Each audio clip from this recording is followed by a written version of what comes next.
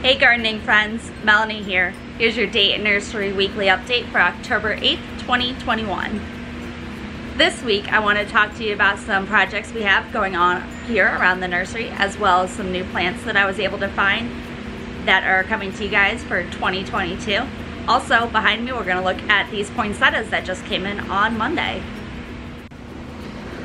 Okay, so as you had a sneak peek behind me, these green plants right here are actually our poinsettias that we'll use for the holiday season. There is some returning favorites like we saw in this church mouse that will have these rounded, really cute leaves. All of these will push their brackets here coming up the next several weeks. And there is, as you can see, plenty to choose from. So even though you're just seeing green right now, these will all turn into beautiful shades of red and white and pink.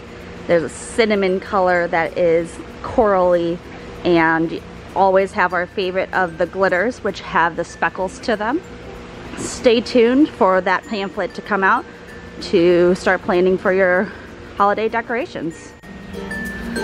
One of the most interesting poinsettias we grow is this one called Tapestry.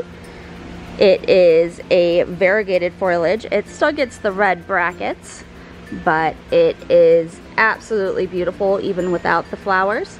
We do only have a limited selection of them, so if you are interested, make sure you get here early. So yesterday as I was walking down to check out the poinsettias, I couldn't help but notice these beautiful purple flowers sticking out in house 8. So let me show you what they are. So these quite literally stopped me dead in my tracks. These beautiful flowers are actually a type of buddleia with bright fuchsia magenta flowers that are quite large, as you can see on this one. This is actually a new variety that will be available next spring, and it is called Buddleia Funky Fuchsia. Over beside the buddleia there is a series of new plants as well.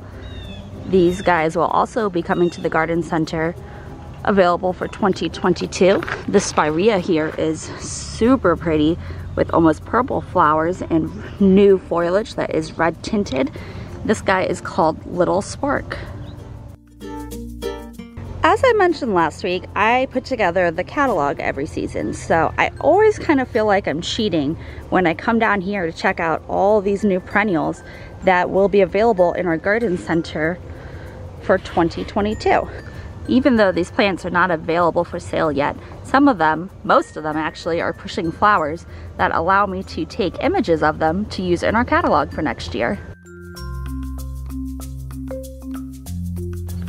Perhaps my favorite that I found yesterday is this Dianthus called Grace Bay.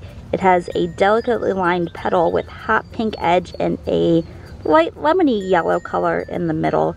It is absolutely beautiful. So taking a walk over here to our production barn, I found this nice big stack of bulbs that will soon be planted. There is thousands of bulbs here that will go all over the nursery here in maybe a couple weeks.